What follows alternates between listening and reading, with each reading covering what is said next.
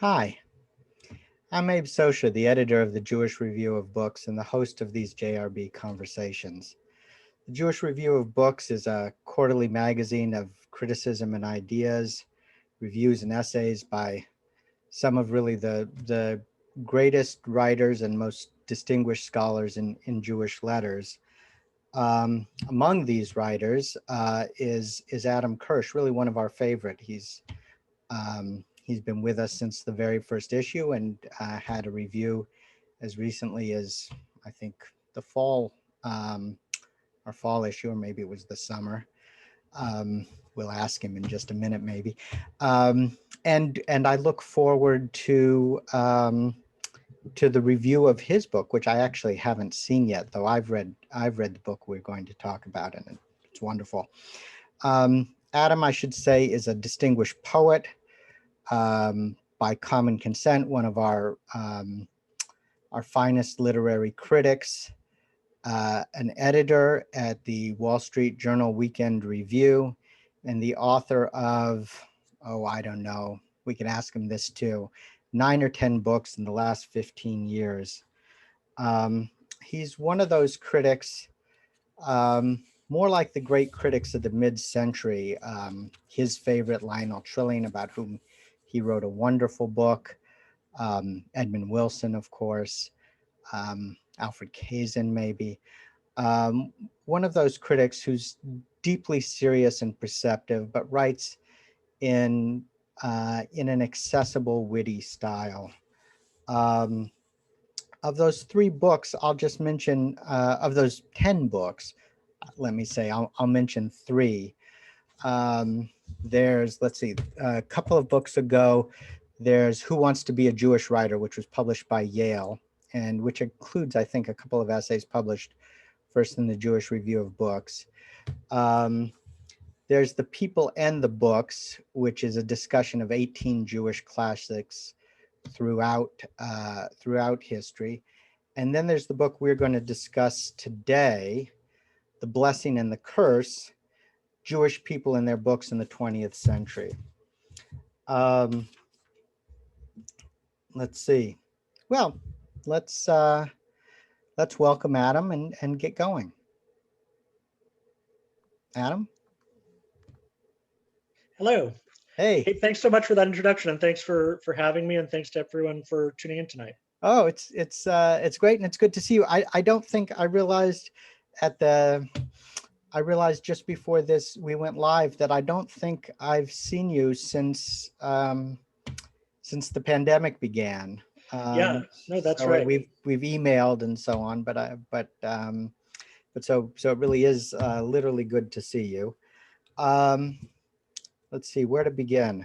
Let's uh, let's really begin way back. Were you a bookish child?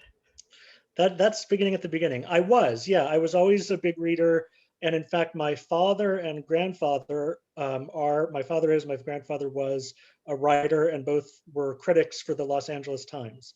So it was definitely something that I grew up with and around, and it's in my blood, so to speak. I knew that about your dad, but not your grandfather. What did your dad was interested in biblical things, right? Yeah, my father, Jonathan Kirsch, has written a number of books on biblical subjects, biblical history, and he wrote for the LA Times for many years. And my grandfather, Robert Kirsch, was the book critic of the LA Times for many years in the 60s and 70s. So you sort of you were you were heir to this profession, as it were. I guess so. Did you feel that way, or did it come as a surprise when you found yourself I always reviewing knew I books? wanted to be a writer. I think it's something I thought about from when I was very young and thought about writing books, although of course I didn't know exactly what that involved or what that really meant. It just seemed like an exciting idea. Um, but I think that growing up around it made it feel attainable and real. It didn't seem like something that was far off, but Right. something that I could do. Um, and did you read? When did you start reading Jewish books? Well, I grew up in a in a conservative synagogue, and was very involved there and in Hebrew school there, and was exposed to a lot of biblical uh, and modern Jewish literature. But I sort of started reading and writing about it as an adult, maybe in my mid or late 20s. Mm, I've written for and worked for a time for the New Republic, where that was very much something people were interested in, both the people who worked there and the readership, right. and it helped me move in that direction. So not in college. Not so much in college. I think that in college and maybe as a teenager, I thought that I was more interested in the Western canon, and I still am in Western literature, European literature, American literature. Um, but as I got older, I realized that as a Jewish reader and writer, I do have a different relationship to that tradition than someone who's not Jewish. And it became important for me to sort of think about that, why that is, and what this legacy means for me as someone who's not especially observant, but still very identified with and interested in Judaism. Mm. So, well, then maybe let's begin with the title. The blessing and the curse, the bracha and the klala, that Moses sets out before the Jewish people in Deuteronomy. Um, what's the blessing and the curse of Jewish literature? Why this title? Well, as you mentioned in the introduction, a few years ago, I published a book called The People and the Books, which was Right. a look at 18 classics of Jewish literature from biblical to the early 20th century, late 19th century. Sholem Aleichem was the last author chronologically. And in this book, which is kind of picking up the story where that book ended at the beginning of the 20th century, it takes a different approach. It's more of a survey rather than each chapter about a specific book. But I was thinking about how do you characterize Jewish experience in the 20th century, in particular when you look at it through the lens of literature, which is what I'm doing in this book. And I thought that famous biblical verse, that quotation, was very apt because the 20th century saw the fulfillment of Jewish dreams that people had been hoping for 2,000 years, and at the same time, worse catastrophes than anyone could ever have imagined. And they were all taking place at the same time. And one thing that's interested me as a critic over the last few years is what does it mean to talk about Jewish literature? Is there really such a thing as Jewish literature? Do these people, as different as Susan Sontag and Kafka and Amos Oz, all have something in common with each other just because they all happen to be born Jewish, even though they wrote in different languages and had very different relationships to Judaism and to religion? Does it make sense to talk about Jewish literature as one subject? And that's sort of what I'm trying to do in this book, is to show some of these affinities. Susan Sontag's not in the book, though, unless I'm missing No, it. Susan Sontag is not in this book. No, let's say Cynthia Ozick. Could she have fit in the book? Could Sontag have fit in the book? I thought about including Susan Sontag in the book, particularly her book Against Interpretation, Mhm. because the idea of interpreting text is such a fundamental Jewish idea. And Sontag herself was an interpreter of texts, as many modern American Jewish critics are. But of course, she didn't have any access to the tradition of Jewish textual interpretation. She didn't know anything about Talmud or Midrash or Yeah. rabbinics, and she wouldn't have wanted to know. It was not something she was interested in. So that's another element of this that I think is fascinating: is American Jews, who many of whom have no real knowledge of this tradition, yet follow in some of the same patterns, almost unconsciously or not quite intending to. How does that happen? How does that transmission of a Jewish tradition happen? Or sensibility or something. Do you think Yeah. it's some deep Lamarckian thing or Well, it's an interesting question. I mean, I don't know if there's any real answer, but I think it is definitely true that Jewish culture has always valued reading and writing very highly as a sacred activity, and also valued analysis of text as a sacred activity. Reading critically, not in the modern sense of literary criticism, but in the sense that the rabbis over centuries have done, um, has always been the sort of central intellectual sacred activity of Judaism. And you have Jews like many of the writers I write about in this book, like Saul Bellow or Alfred Kazin, who were born in the United States, or in Bellow's case in Canada, and then came to the United States at a young age. And they had absolutely no knowledge of this tradition. Their parents were not scholars, they were working people. They didn't know Hebrew or Yiddish necessarily. They didn't know anything about Judaism in a certain sense. and yet they devoted their lives to this kind of deep reading and writing and saw it as a sacred activity and as the most important thing that a person could do. So there must be some cultural transmission going on there, and maybe even some kind of Lamarckian genetic thing. I don't know if it's impossible. Yeah, I mean, right.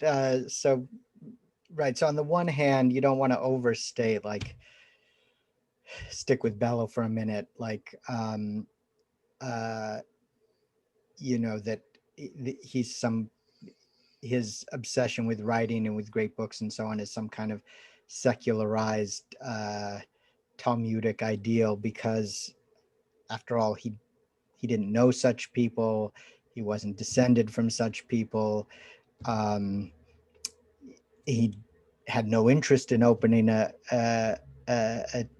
Gemara, and could come by it, as it were, other ways. But on the other hand, one does wonder. In Bellow's case, I've even wondered, and we'll come back to Bellow, but I'll just say, in his first marriage, he's supported by his mother-in-law, and he just his wife, she goes out to work, or his mother-in-law goes out to work, and he just stays home and scribbles, as if he's some kind of young genius Talmudic scholar in Right. Kollel or something like that. Right. We should go back. If we get to Bellow, we skipped Europe, which is of course where you begin, with a kind of ominous title. Europe, the future disappears. I want to get back to that title maybe, but who do you start with? Well, the book is organized in 4 sections. There's a section on Europe, a section on America, a section on Israel, and a section on philosophy and theology at the end. And I'm reading and writing about all these books in English translation. So the originals are written in a number of different languages: Russian, Yiddish, German, Hebrew. I'm reading them and writing about them in English. The Future Disappears, I thought was striking in reading European Jewish writing, even well before the Holocaust, at the very beginning of the 20th century, that there's this very pervasive sense that no one can imagine Jews continuing to live in Europe, that there's a basic dread of the future in very different kinds of writers. And that includes the first writer in the book who I start with, a very much a lesser known book, The Road into the Open by Arthur Schnitzler. Schnitzler was a Viennese Jewish doctor and writer, who's best known probably as the author of La Ronde, which is a series of short stories about people in different classes of Austrian society being linked sexually. But this book, The Road into the Open, which I think is not in print and hasn't been in print in English in ages. Oh, it's not. I have a paperback, but maybe it's from the 90s or something. Okay. I was using a paperback reprint of like a 1903 edition. I didn't even know it was still available. I could have got you a cleaner copy. I think I'm just looking over there because I think it's in the stack over there. Well, it's a novel. The main character is not Jewish. The main character is a Austrian aristocratic young man who wants to be a composer, and it's sort of about, the main plot is about how he fails to live up to his potential. He's a little bit of a wastrel, sort of a Hamlet figure.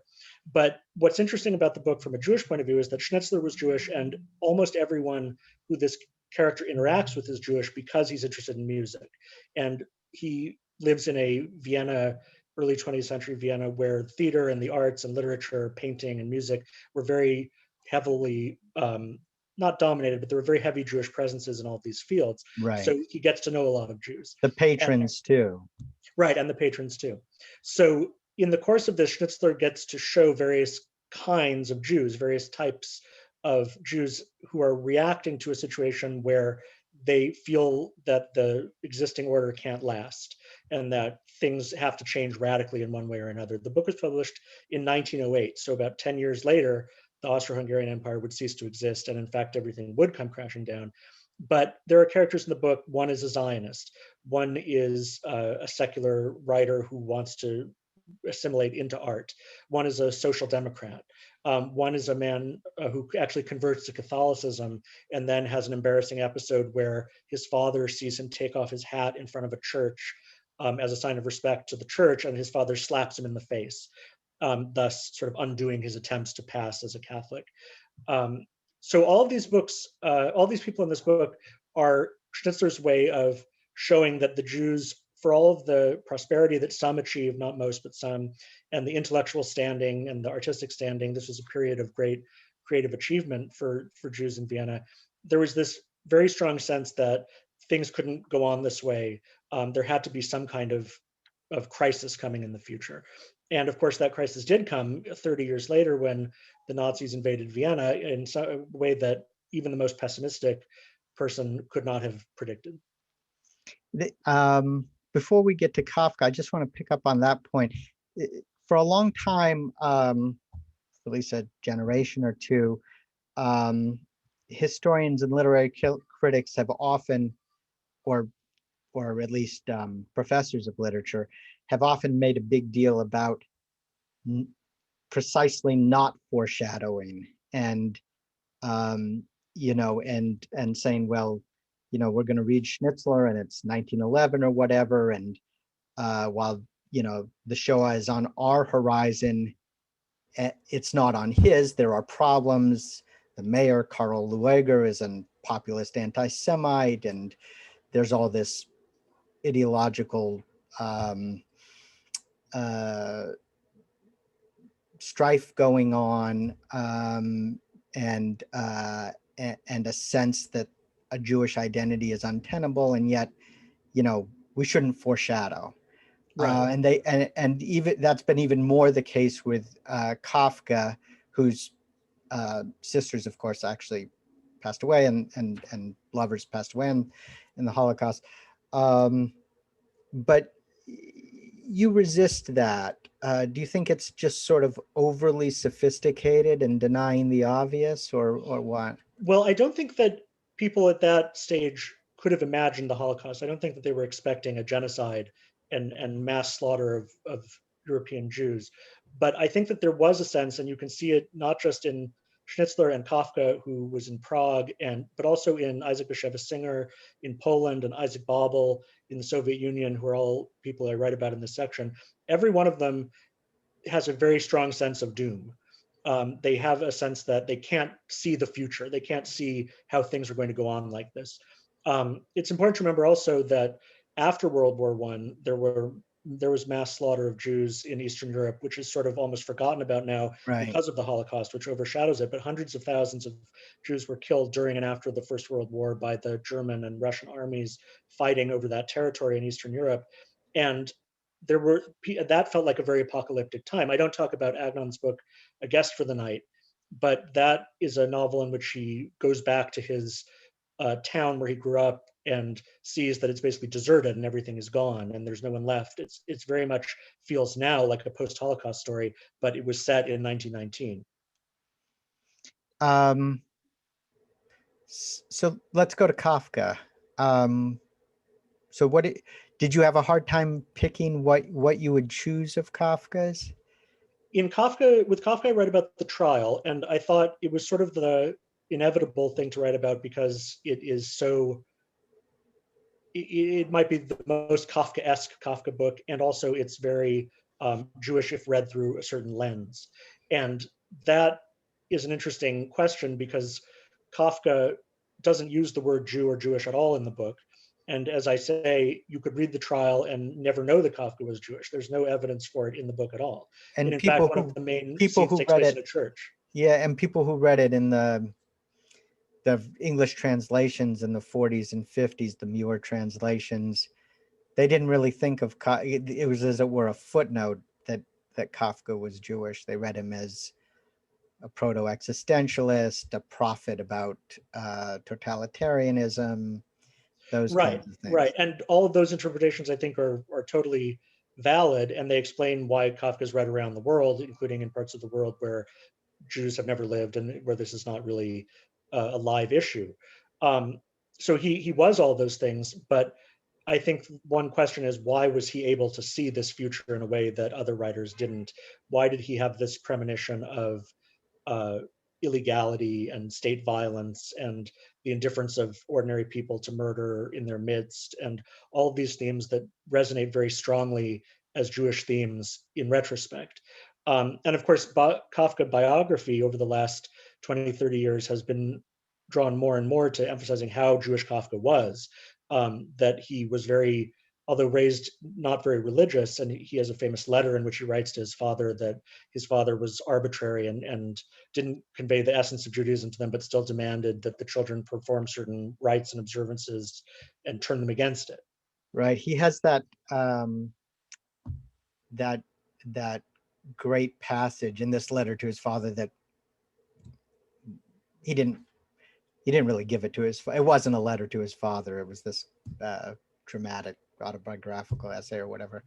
But he says, you know, in the passing over or the handing over of some kind of Judaism, it all dribbled away, or something like that. Right.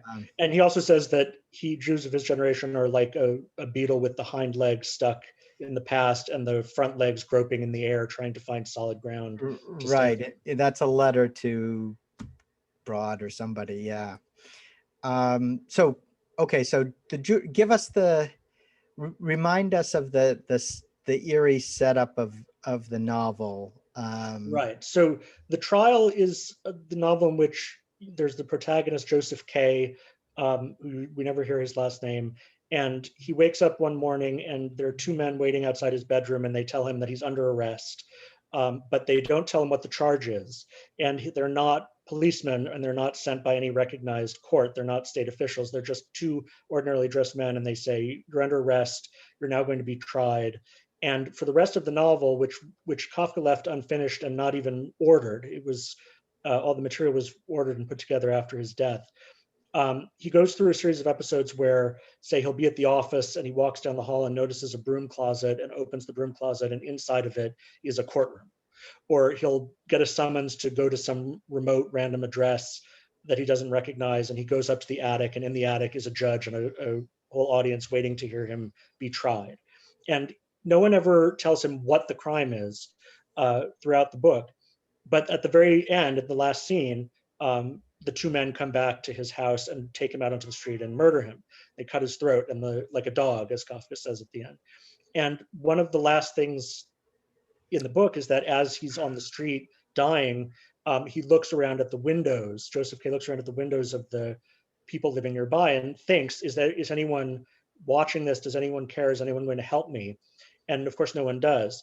And in retrospect, this was written in 1914, 15. It's exactly the experience of European Jews during the Holocaust, that they're marched out from their houses in Vienna, the same exact thing, marched out to their deaths, surrounded by their neighbors, and no one says anything or does anything. So Kafka is a writer who you could easily see him through other lenses, but once you recognize that he was a Jewish writer, and in fact very interested in Jewish things, including Yiddish theater, and at the end of his life was learning Hebrew because he was thinking or sort of daydreaming about emigrating to Palestine, that he was very aware of what it meant to be Jewish in Eastern Europe at this time, Central Europe, and the sort of nightmare visions that he puts into his work, I think, are born of that perspective and that knowledge. So before we jump to America, how would you characterize what Kafka and Schnitzler share in their sense of what it is to be Jewish in modern Central Europe, modern Western Europe? Right. Well, they're very different writers, and one way of putting the difference is that Kafka is a modernist in a way that Schnitzler isn't. Schnitzler writes about modern subjects, and he was very controversial in his lifetime for the frankness that he wrote about sex, but he writes fairly conventional narrative fiction, and Kafka writes these very strange books in which things happen for no reason and nothing is explained and nothing makes sense, and there's this sense of doom. So in that sense, they're very different. What they have in common is, I think, this sense of the future disappearing, that in both books, there's a strong sense that there is no future, that something terrible is on the horizon, something that's going to end the way life is. And they turned out to be sort of prescient in that way, as I think novelists often are, and not just Jewish novelists, but novelists often pick up on things that are going to happen long before they happen. A good example would be Dostoyevsky and the Russian Revolution.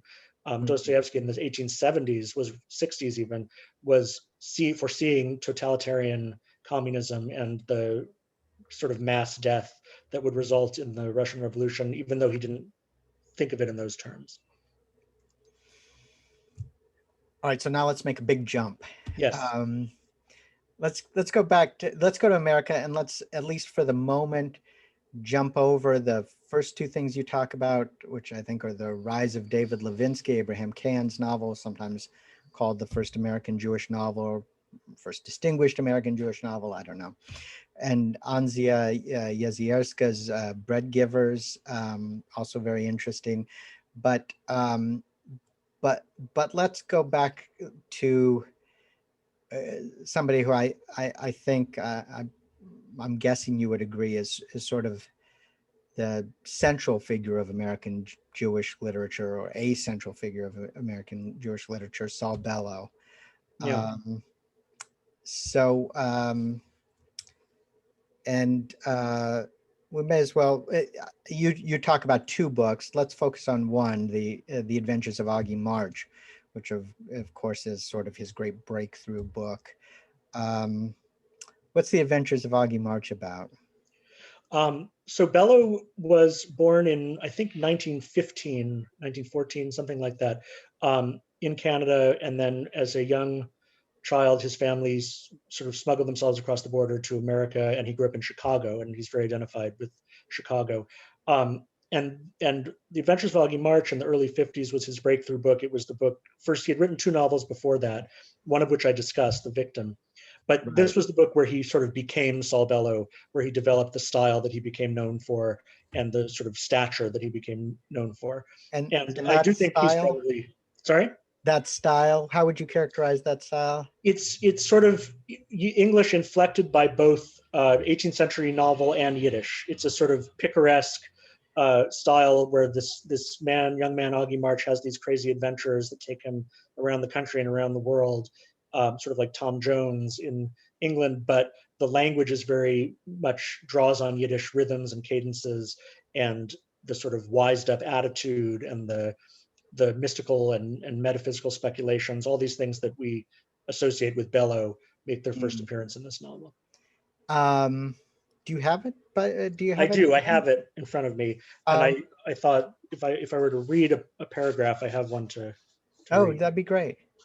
Well, the famous first line of the book, Yeah. which I discuss a bit, is, "I am an American, Chicago born, Chicago, that somber city, and go at things as I have taught myself, freestyle, and will make the record in my own way. First to knock, first admitted, sometimes an innocent knock, sometimes a not so innocent." So you can hear in the rhythm of the language and the grammar that it's not standard English, not standard literary English. It's very energetic and sort of almost slangy, but also very elevated at the same time. And that combination is what makes Bellow, I think, such a great writer. So, sometimes a not so innocent, that has that vaguely Yiddish flavor to it, or something. Certainly Henry James wouldn't say sometimes a not so innocent. Right, exactly. And of course, Bellow grew up speaking Yiddish at home. That was his first language. And translated Singer's Gimple the Fool later. Right, exactly. Although I understand Singer was not happy with the translation. Well, those two egos. Right. Two Nobel Prize winners are not going to be. I asked you what Augie March was about, and I realized that that's actually the setup to a famous Bellow punchline, because he was a funny guy. He said to people, it was about 200 pages too long, which I think is probably true, but it is a wonderful book. Yeah, it's a book that Martin Amis, who's one of his biggest admirers now, said is the great American novel. And it is a novel about a young Jewish boy who grows up in a sort of broken family in Chicago, and he and his brother try to make it in America, and his brother becomes a successful businessman, which is something that happens in many Bellow novels. And Augie March, becomes a kind of wanderer, adventurer who goes around and does basically all kinds of jobs in all kinds of places. He goes to Mexico and trains eagles, and he ends up on a shipwrecked in the Atlantic in a boat going to France, and he helps smuggle illegal immigrants over the Canadian border. He does all kinds of things. And it allows Bellow to sort of poke around the world and examine all different areas of society. And I mean, we should just say the obvious. The Adventures of Augie March, of course, echoes Right, the the Adventures of Adventures of Huckleberry Tom, Finn Huckleberry or Finn, Tom Tom Sawyer. Sawyer. Yeah. So sort of planting his flag in American literature, and then it begins with that American born and first to knock. Well, what door is he knocking on? Western civilization, America, some. Yeah. And in Um, fact, another interesting thing is that the last word of the book is America, which is right. clearly very deliberate. It's like this is where we've been heading towards all along. And he Um, compares himself to Columbus, a Columbus of the near at hand. He says, like he's right. discovering the Great. world Great that he phrase. grew up in. And is this the book, by the way, that it's obvious why you would choose this book, why you would contrast it with his other book, The Victim, which is a very sort of, as you say, very kind of formalist, constrained, kind of classical little novel, as opposed to this big sprawling thing. Also about Jews, and even actually more about anti-Semitism, I guess, than it is about Jews. But are either of those, if you were recommending to a reader, there's one Bellow book to read or to start with, what would the book be?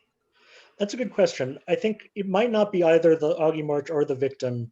Augie March is quite long, as you said. I think it's like 600 or 700 pages, and the Victim is very interesting, but not really mature Bellow. It's not what you think of as great Bellow. I would probably recommend Herzog. That's my favorite, or Henderson, the Rain King, which is one of his few novels in which the main character is not Jewish, but is still a Bellow-esque character. Herzog is the one that's really the Jewish intellectual novel, and Right. very closely based on his own life. I once tried to read it with a reading group at the local federation. I don't know if any of them are here, but I think it's fair to say that they hated it. Yeah, I think it's not much read anymore, and certainly not in college classes. I can't see. Yeah, I think there were two Sign. problems. One was that there is, it's a story from his life, and he was his wife and best friend cheated on him, and so there's a lot of venom poured out at his wife that verges on misogyny, one could say. And then there's the sort of meandering Luftmensch intellectual stuff where he's thinking about Rousseau and even writing letters to people like Rousseau or Heidegger or Eisenhower and so on and so. But I agree. I love that book. Well, look who's talking. We're a couple of Yeah, Herzogs long day. yeah, right. It's a big surprise. Touche. But Bellow, so he's completely unapologetic about unleashing this very Jewish voice into American literature, and as it were, sort of taking over in a way that even gets resented by his waspy counterparts, most famously sort of Updike. But he himself, his interests are not particularly Jewish. Herzog is not quoting the Talmud. He's talking about Rousseau and Heidegger and so on and so forth. Right. And when Bellow looked for spirituality, he actually somewhat embarrassingly looked for theosophy or some sort of crackpot stuff. Right. He didn't, find some intellectual rabbi or read the Talmud or Kabbalah Right. or something. So what about a Jewish American writer who is interested in Judaism? Is there such a? I think that there are a lot more now than there were in the classic golden age, 20th century, when we think of as the time when we had all Ella these Roth great famous. Malamed, yeah. Exactly. One from that period who was Cynthia Ozick. I think she's the big exception of writers. She was younger than Bellow, but around the same generation as Philip Roth. and still working. She has a new novel coming out In this year, April. Yeah, and I believe that's she's 90 years old, or yeah. maybe even more. She is interesting in her time in the 60s and 70s, when in the work that I discuss, because it's a time when writers like Bellow and Roth are very positive about America. They embrace it sort of wholeheartedly. Bellows really sees himself as you said, as like a, a Mark Twain character, or an Emersonian transcendentalist, Mm-hmm. someone who has complete freedom, who believes that he's equal to everyone. That's sort of one of the big messages of Augie March, is that although he's completely poor and uneducated and comes from nowhere, he believes that he's equal to the greatest people who've ever lived and can meet them as equals. Right. And there's a lot of name dropping in the book of famous names and people from Greek history that he has read about. One of the great things about Augie March is that he gets his education by shoplifting famous books from the bookstore at the University of Chicago in order to sell them to students. And then he says, I just keep some of them and read them. And Philip Roth, in a different way, was very interested in Jews. Obviously, almost all of his books are about American Jewish life, but also interested in Judaism as a religion and a system of thought and a sort of tradition. He didn't know anything about it and didn't care or want to know anything about it. Interested in Israel late in life, but Right, as Bella was also. yeah, yeah, Um, yeah. but Cynthia Ozick is a very different case, because she was interested from the beginning in being a Jewish writer, and she, in some very provocative and tough essays in the 60s and 70s, said all of these American Jews who think that they are going to become Americans and that they've exited Jewish history, she says, have lobotomized themselves. I think she says they've auto-lobotomized themselves out of history. They're living in an illusion, and Jewish history in America is going to be not that different from Jewish history in Europe, which means that eventually it's going to come to an end. And the only people who are going to care about Jewish books in the long run are Jews. American readers are not going to care about American Jewish literature. Only Jews are going to care about it. And so in that sense, she's quite pessimistic, even though she herself is absolutely invested in English literary tradition and writes beautifully about Henry James. And uh, she has this dark view of the future that's very at odds with the spirit of her time and place. It reminds me of Bellow has this story about visiting at Agnon. I think it's into Jerusalem and back. Do you remember this Yeah. story? Yes, and I mentioned this story in the book Oh, where do you? he's in Jerusalem, and Agnon, the Israeli Hebrew Nobel Prize winning novelist, says to Bellow, "Don't worry, your novels are safe. They've been translated into Hebrew." And Bellow was not amused by that. He did not like that one bit, because that sort of negated the whole premise of his identity Right. as a writer, which is that he was an American and that he was contributing to American literature. And here's Agnon saying, you're actually a Jewish writer, and maybe in the distant future, people are only going to be reading you in Hebrew. And back to Ozick. So you were talking about her essays. Um, um, how does this get expressed in her short stories or Well, she's very novels? interested in the idea of law and idolatry, and not in a traditional sense at all, not in a way that feels like it's part of Jewish thought necessarily, but taking these terms from Jewish thought and from Judaism and putting them to her own uses. She is asking, is it right to be a Jewish artist? Is there something basically in conflict between the idea of being an artist and being a Jew? Which is something that certainly a lot of people would have thought in the past, and some still today, very pious, very Orthodox Jews would agree that those two things are not compatible. Not quite maybe for the same reasons that Ozick thinks so, but she says, you know, they're wanting to be a great writer is a kind of egotism. It's a kind of idolatry. It's putting something man-made before God and giving it your allegiance. And a lot of her greatest stories are parables about this. There's the pagan rabbi, which is about a rabbi who falls in love with a tree nymph, a spirit that he meets in a tree, and falls in love with her, and then ends up committing suicide by hanging himself from the tree. And there are a number of stories that blend mystical and real world Jewish life in this way. And it's, I think Ozick took being a Jewish writer seriously in a different way than most writers of her generation. But interestingly, I'd say most younger writers now, people in their 30s and 40s, maybe are more in the Ozick vein than in the Bellow and Roth vein. Although maybe more realistic than Yes, yes. I think of somebody that we both probably know that I talked to a few months back in this form, Allegra Goodman, or our mutual friend Dara Horn. They're not sort of writing these parables. Right, right. They're not doing sort of magical realist stuff the way Ozick did or the way Bernard Malamud did. Um, Right.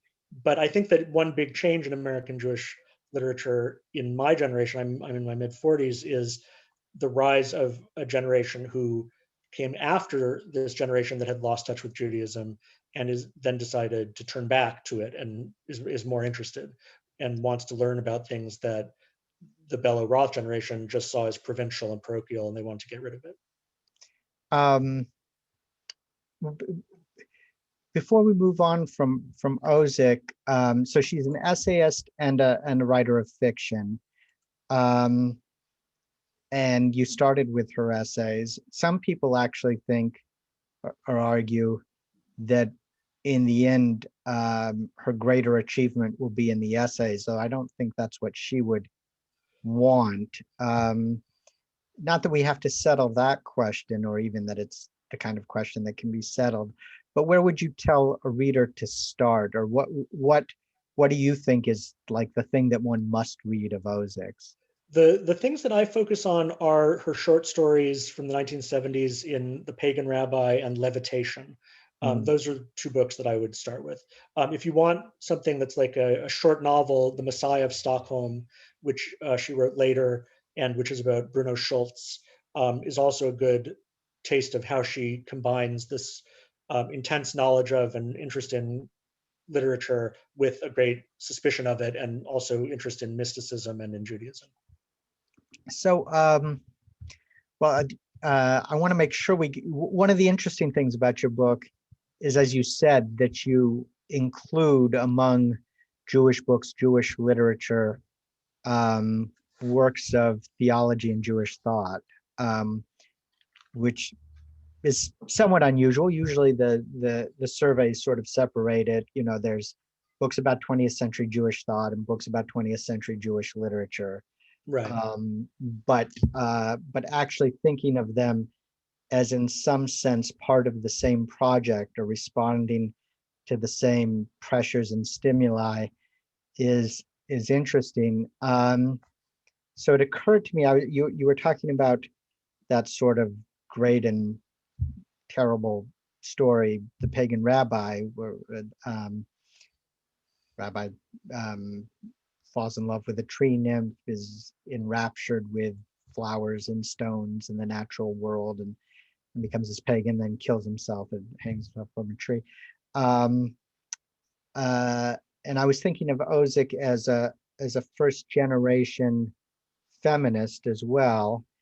And you talk, I haven't really thought this through, but maybe you can help me do it. I was thinking, you talk about Judith Plaskow, the sort of first influential Jewish feminist theologian, who sort of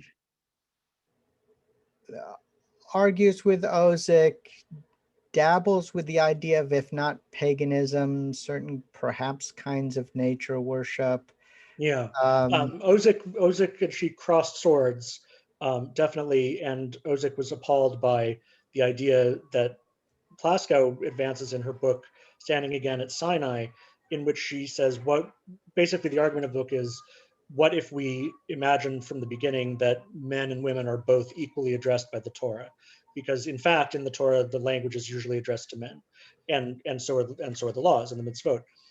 What if we sort of reimagine Judaism from the beginning with men and women as equal? And she draws very radical conclusions from that.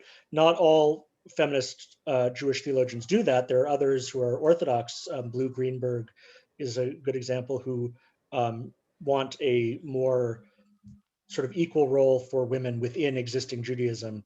But Judith Plaskow, in a tradition that goes back to Mordecai Kaplan, says, let's not think about what Judaism wants for the Jews. Let's think about what's good for the Jews. What kind of Judaism would make the Jewish people better and more fulfilled and happier?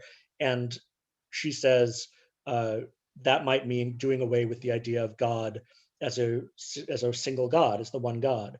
That maybe the things that the Torah was so concerned to erase, like idol worship and having many gods and worshiping Astarte, the nature goddess, maybe those things were actually better in some ways than Jewish monotheism. So she ends up in a very radical place, which Ozick, who is politically and religiously much more conservative, thought was horrible and wrote an attack on it, saying, this is what Judaism was supposed to be against from the beginning. If you go back to idolatry, then you've completely destroyed everything that Judaism is about.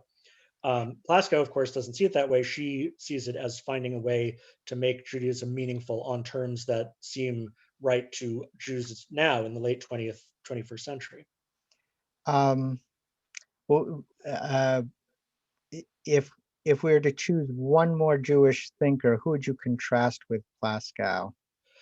Well, maybe not a contrast, but a sort of forerunner. I mentioned Mordecai Kaplan, and I talk about his book in which he sort of set an agenda for Reconstructionist Judaism, Judaism as a civilization, as he called it, which is very important, I think, and typical, not just in Reconstructionism, but of American Judaism in general.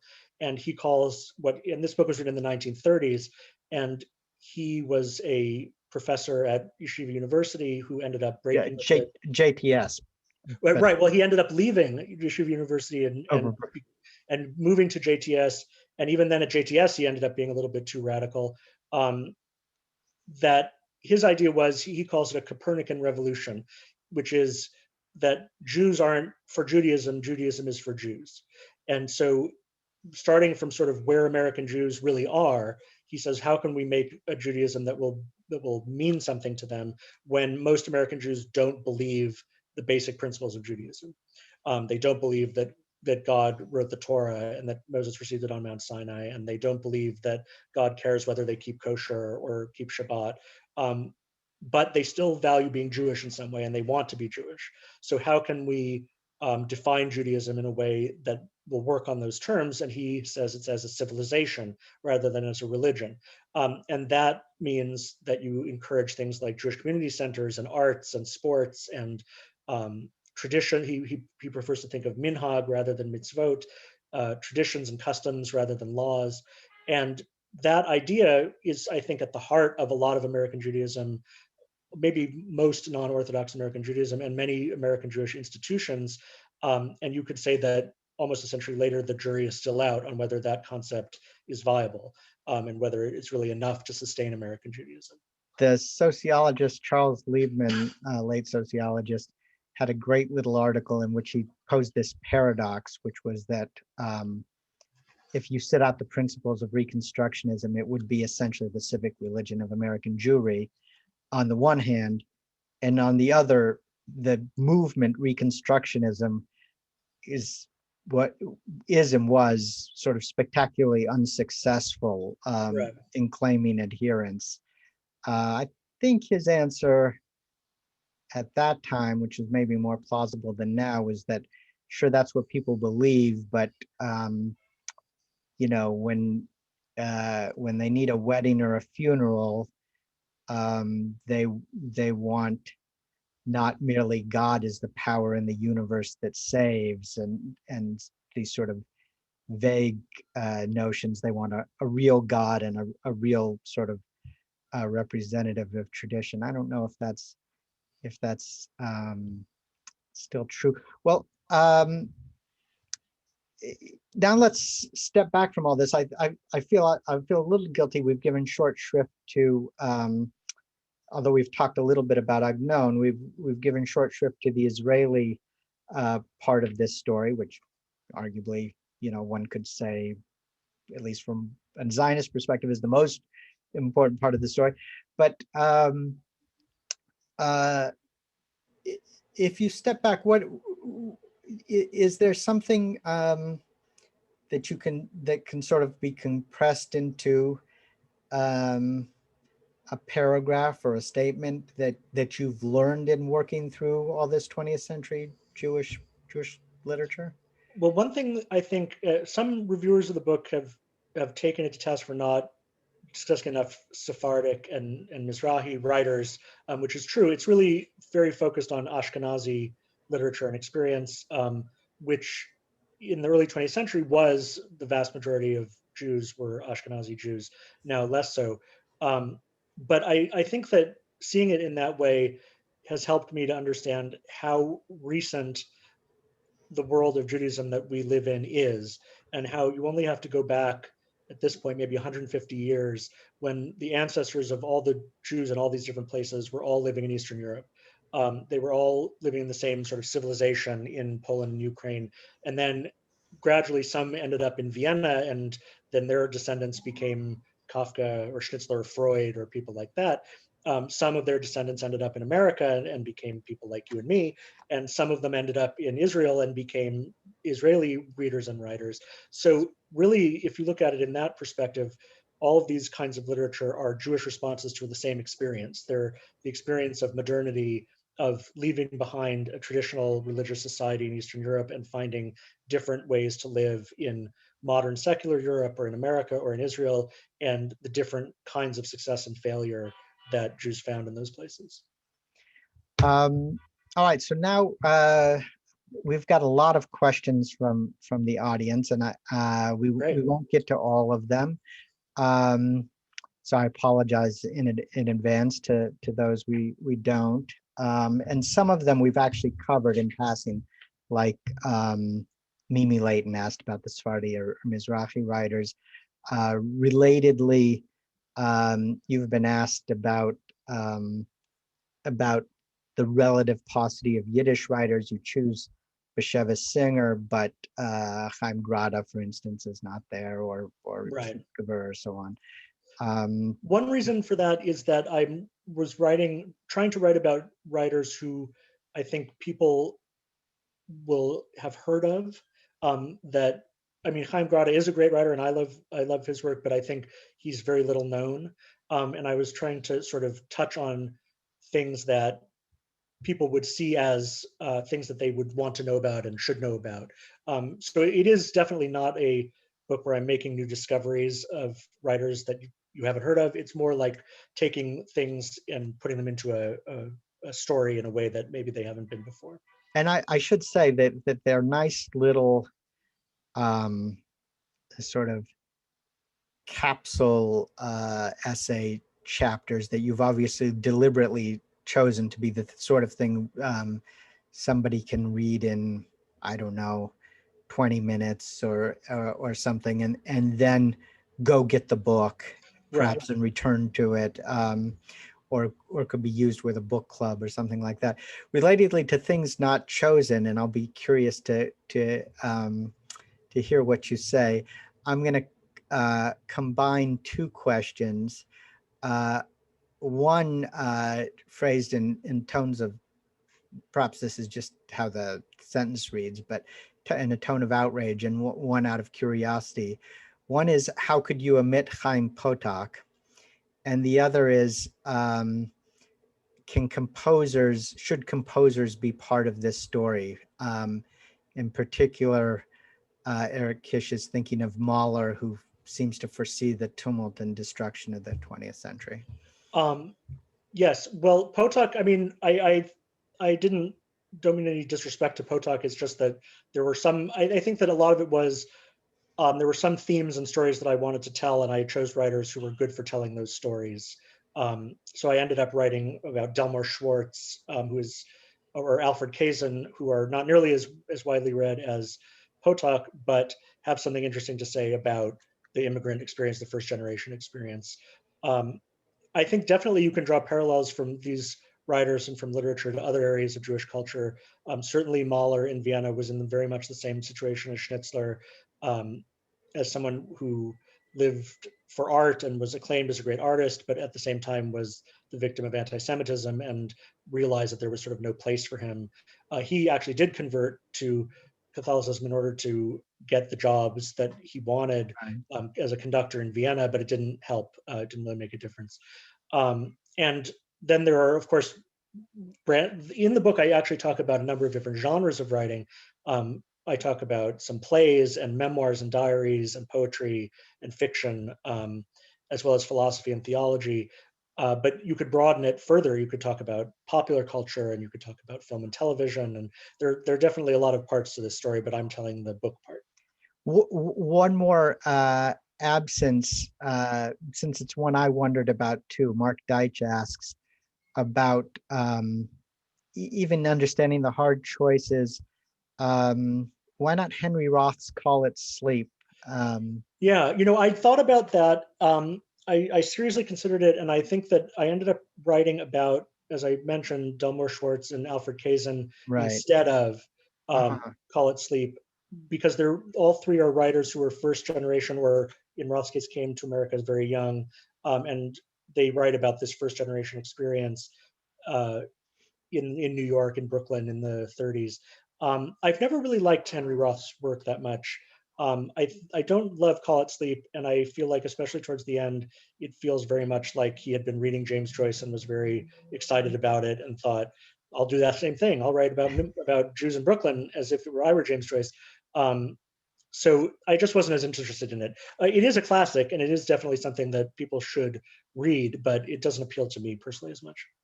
Um, so two more related questions. We'll maybe pair them together and wrap up. So Laura Hodes asks, do you agree with Ozick about the future of literature in America? And Lisa Ellison asks a somewhat related question. Why do you think that there are no or so few traditionally Orthodox novelists? Those are great questions. So why are there no traditionally Orthodox novelists? It's a basic question about modernity and religion in Judaism that I think from the very beginning of modern Hebrew literature, you could say, for example, um, in 19th century Europe, the readers of modern Hebrew literature were yeshiva boys because they were the ones who knew Hebrew and knew the biblical references. But writing secular literature in Hebrew was very transgressive in terms of what you were supposed to do with the Holy Tongue, and what the authorities wanted you to read. I think that you could say that in a basic sense, literature is in tension with religious belief, which isn't to say that all writers are atheists, of course, because they're not in any tradition.